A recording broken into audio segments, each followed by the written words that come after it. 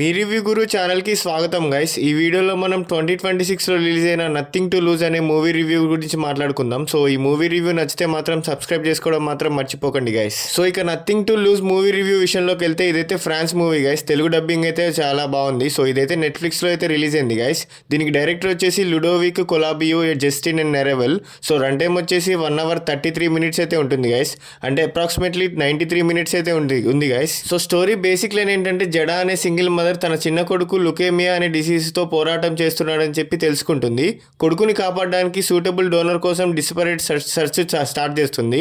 ఆ జర్నీలో చాలా ఎమోషనల్ డెసిషన్స్, మోరల్ డైలమాస్ మరియు అన్ఎక్స్పెక్టెడ్ సిచ్యువేషన్స్ వస్తాయి.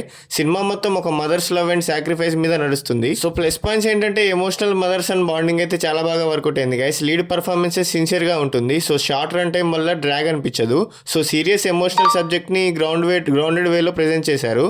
సో నెగిటివ్ పాయింట్స్ ఏంటంటే స్టోరీ కొన్ని ప్లేసెస్లో ప్రిడిక్టబుల్గా అనిపించవచ్చు. క్రైమ్ యాంగిల్ కన్నా ఎమోషనల్ డ్రామా ఎక్కువ ఉంటుంది.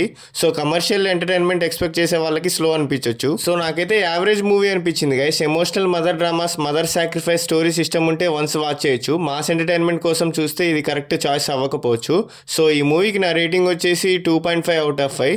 సో ఎమోషనల్ డ్రామా లవర్స్కి రికమెండ్ చేయొచ్చు. సో ఇది ఫ్యామిలీతో చూడొచ్చా అంటే ఫ్యామిలీతో కూడా చూడొచ్చు గైస్. మేజర్ అడల్ట్ కంటెంట్ ఏం లేదు. సో ఫైనల్గా చెప్పేది ఏంటంటే ఎమోషనల్ డ్రివన్ డ్రామాస్ మీకు నచ్చితే నథింగ్ టు లూజ్ని నెట్ఫ్లిక్స్లో ఒకసారి ట్రై చేయండి. కానీ యాక్షన్ థ్రిల్లర్ ఎక్స్పెక్ట్ చేసి వెళ్ళకండి. సో ఇలాంటి సోది లేకుండా చెప్పే జెన్యున్ మూవీ రివ్యూస్ కోసం సబ్స్క్రైబ్ చేసుకోండి గైస్. అండ్ అలాగే మీకు నెక్స్ట్ ఏ మూవీ రివ్యూ కావాలో కూడా కామెంట్ చేసి చెప్పండి guys. Thank you, love you all, జై హింద్.